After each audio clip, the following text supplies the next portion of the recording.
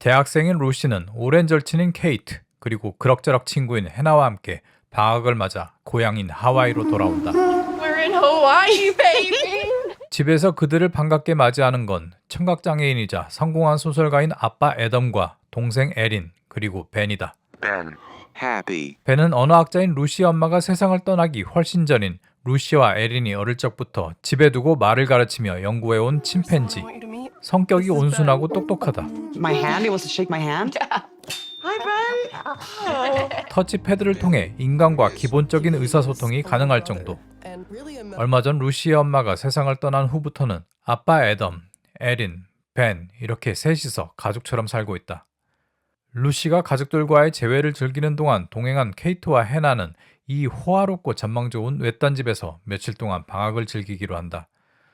마지막으로 이 일행에 합류한 건 케이트의 얼짱 남동생이자 루시의 오랜 짝사랑 닉. 루시는 반갑지만 여전히 속마음을 드러내지는 않는다. 그날 밤 애덤은 벤이 낯선 사람인 해나에게 적대심을 드러내는 것을 목격한다. 그의 평소 같지 않은 행동을 이상하게 생각하고 살펴보던 중 벤의 팔에서 몽구스에게 물린 자국을 발견한다.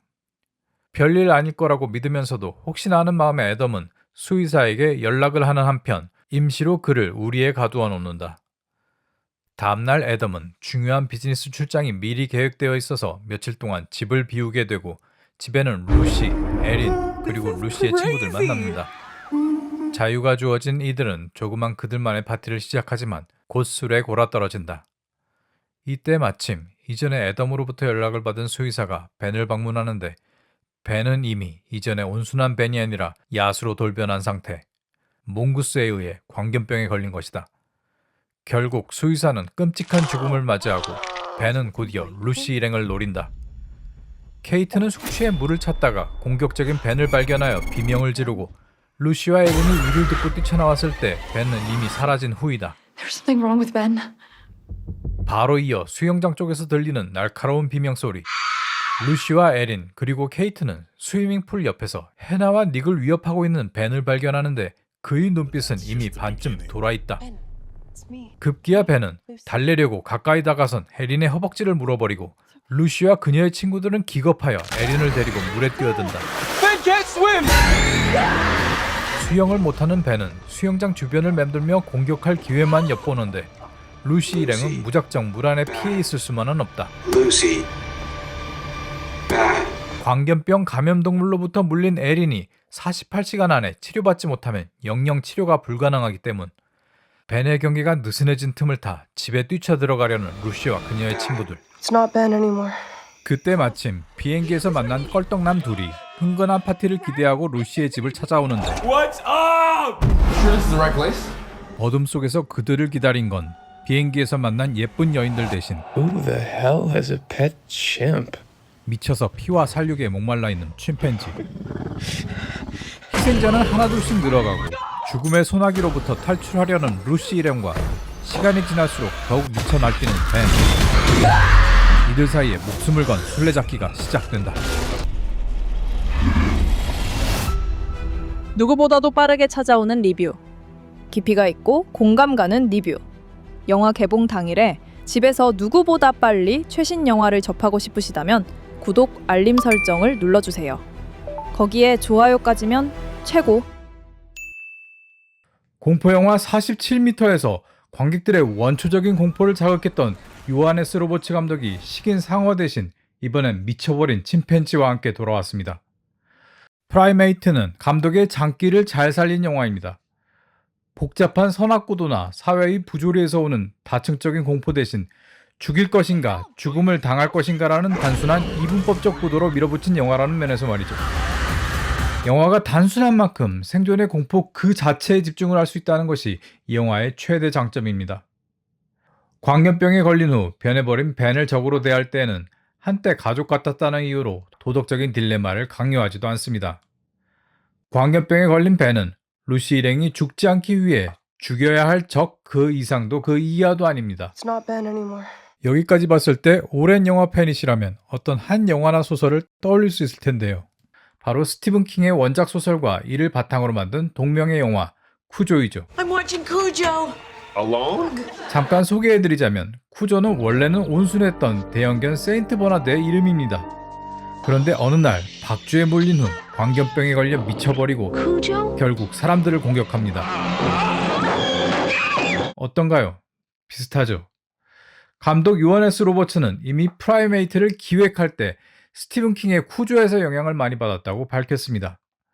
해나가 차문을 잠그고 벤과 대치하는 장면은 쿠조에 대한 직접적인 오마주로 보이고, 주인공들을 감시하고 있는 벤의 모습은 쿠조가 주인공인 엄마와 아들을 감시하고 있는 모습을 연상시키기도 합니다.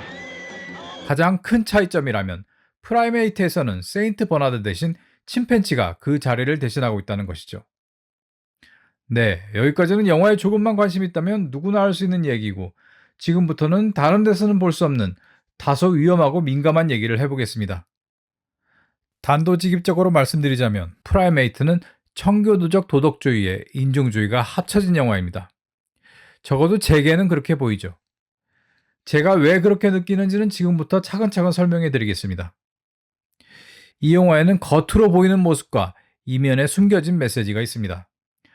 프라이메이트는 통제가 안 되는 동물 때문에 생기는 공포라는 면에서 언뜻 47m나 쿠조가 떠오르지만, 사실 스토리의 구조적으로 보면 할로윈이나 13일의 금요일과 같은 80년대 틴슬래셔 무비와 더 닮아 있습니다.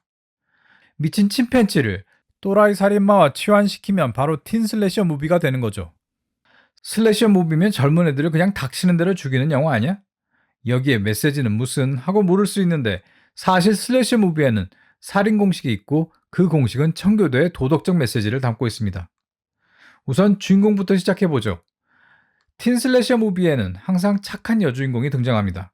흔히 파이널 건이라고 부르는데 성경험이 없는 버진, 즉 순수한 처녀에 술과 약물도 하지 않는 순진한 캐릭터입니다. 금욕에 대한 대가로 보통 끝까지 살아남죠. 그리고 이와 비교되는 성적으로 또는 술과 약물의 개방적인 캐릭터들이 나옵니다. 역시 주인공과는 대비되게 초반에 처참하게 살해당해요. 그리고 중요한 건 이 모든 사건은 어른이 자리를 비우거나 아예 어른이 부지한 장소에서 발생한다는 거죠. 정리하자면 여자는 순종적이며 순결해야 하고, 여자건 남자건 상관없이 애들은 나대지 말고 권위에 복종하고 규율을 따라야 한다는 것입니다. 흔히 한국의 유교 문화가 보수적이라고 하지만 서양의 청교도 문화도 만만치 않죠. 이제 프라이메이트로 돌아와 보겠습니다. 주인공 루시는 어딜 봐도 국걸 신드롬에 걸린 바른생활 대학생입니다. 짝사랑하는 닉한테는 마음을 표현하지도 못하는 쑥맥이죠. 여러 면에서 파이널걸 냄새가 솔솔 납니다. 절친 케이트는 전형적인 사이드킥 캐릭터이고 결정적으로 술을 마시고 토하는 장면이 나옵니다. 파이널걸로는 부적격이라는 말이죠. 해나는 성적으로 개방된 캐릭터입니다. 이쯤에서 누가 죽고 누가 살아남을 건지 대충 짐작이 되시나요? 아니면 예상과는 달리 프라이메이트에서는 슬래셔 영화의 공식을 살짝 비껴나갈까요? 영화를 직접 보시고 확인하시기 바랍니다. 루시와 에린의 집은 현실판 낙원 같은 곳입니다. 장소도 하와이죠. 루시와 친구들이 양떼라면 아빠 애덤은 목자이거나 이곳을 수호하는 보호자입니다. 생긴 것도 이분을 닮았죠. 이름도 하필 애덤, 즉 아담입니다. 사건은 이 보호자가 자리를 비울 때 발생합니다. 전형적인 틴슬래셔 무비처럼 말이죠. 80년대 틴슬래셔 무비들에서 살인마는 단순히 악마 같은 사이코가 아니라 일종의 업보, 즉 카르마를 상징하거나 도덕적 방종에 대한 심판자 역할을 합니다. 피해자들은 타락했거나 규칙을 어겼기 때문에 죽은 것이지 무고하지 않습니다.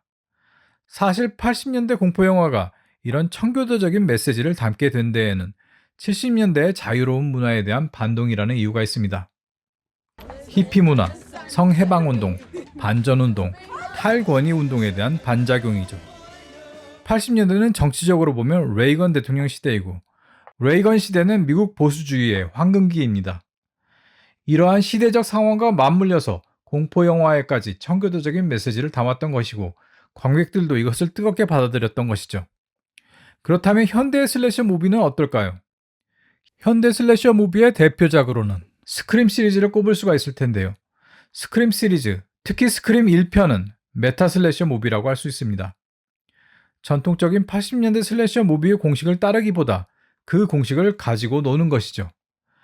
영화의 중간에 등장인물 중 한 명이 이런 사람이 죽는다 라고 공포영화에서 죽는 공식을 대놓고 말합니다. There are certain rules that one must abide by in order to successfully survive a horror movie. 섹스를 하면 죽고 약을 하면 죽고 돌아온다고 말하고 자리를 뜨면 죽는다. 뭐 이런 식으로요. I'll be right back.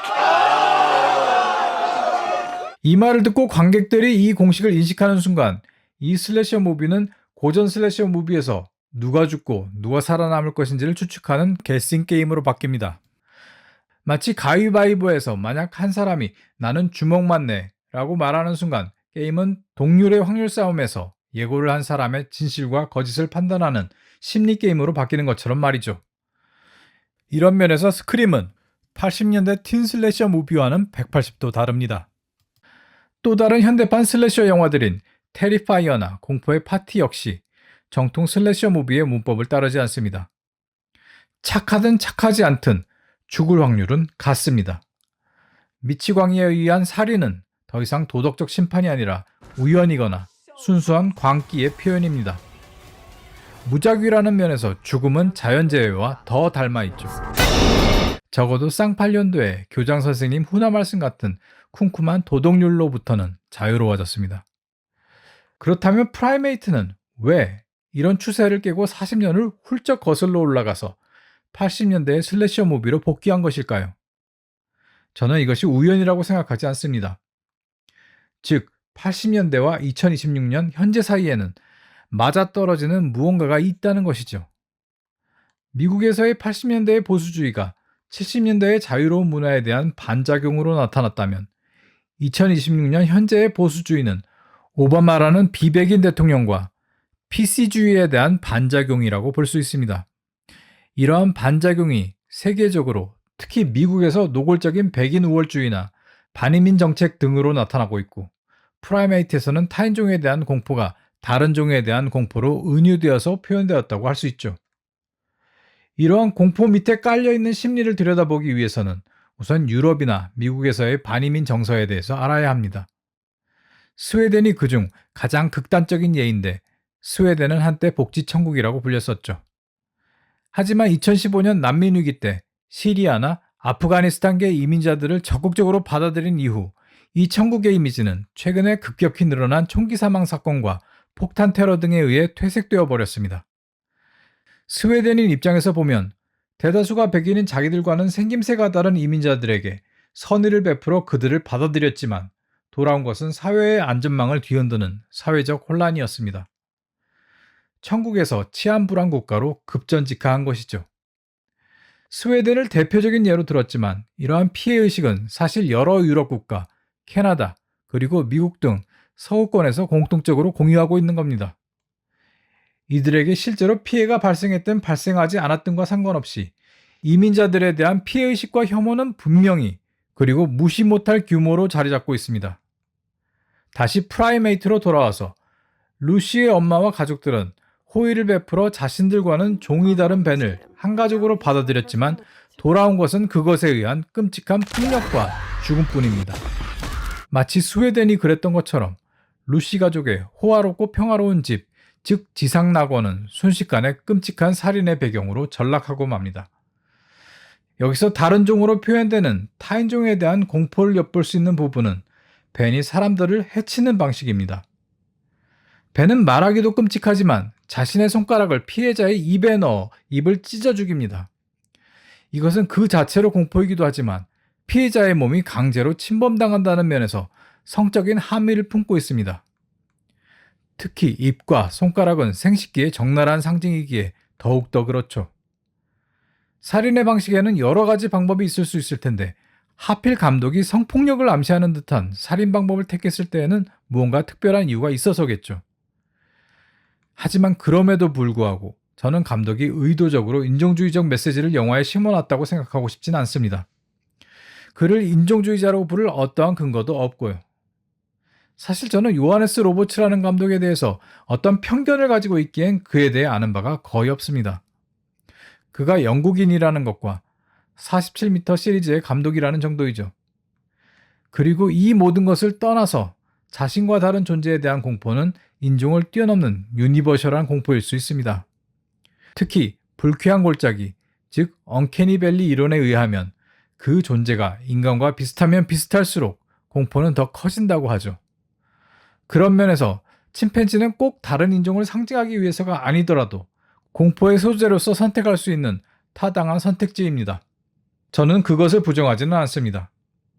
프라이메이트가 백인들의 피해의식에 기반한 영화인지 아니면 인간의 보편적인 다른 존재에 대한 공포에 근원을 두고 있는 영화인지는 감독이 명확히 밝히지 않는 이상 우리가 확인할 도리는 없습니다. 단지 이 영화가 80년대의 슬래셔 무비의 공식들을 2026년에 다시 불러들였다는 사실과 스크린으로 보여지는 여러 가지 단서들을 바탕으로 제 나름대로 해석한 것을 말씀드리는 것일 뿐이죠.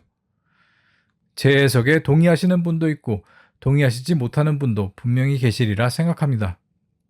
이 영화 역시 어떤 정답은 존재하지 않죠. 감독의 손을 떠난 이상 영화에 대한 해석은 철저히 개개의 관객의 몫일 뿐입니다. 저희 해석을 잠깐 옆에 두고 형식만 보았을 때 프라이메이트는 굉장히 단순한 직진하는 공포영화입니다. 1시간 반이라는 짧은 상영시간과 흠잡을 데 없는 만듦새 덕분에 한번 시작하면 끝날 때까지 잡념 없이 볼 수 있는 영화예요. 집안에서 벤과 루시가 숨바꼭질하는 장면이나 해나가 차 안에 몸을 피하는 장면에서는 심장이 쫄깃쫄깃해지는 느낌을 받을 수 있습니다. 옷장씬과 같은 클리셰도 있지만요. 생각할 거리를 안겨준다던가 상상력을 자극하진 않지만 복잡한 생각을 떨쳐버릴 수 있는 단순한 공포영화를 원하신다면 이번 주말 프라이메이트를 관람하셔도 크게 후회하시지는 않을 듯합니다.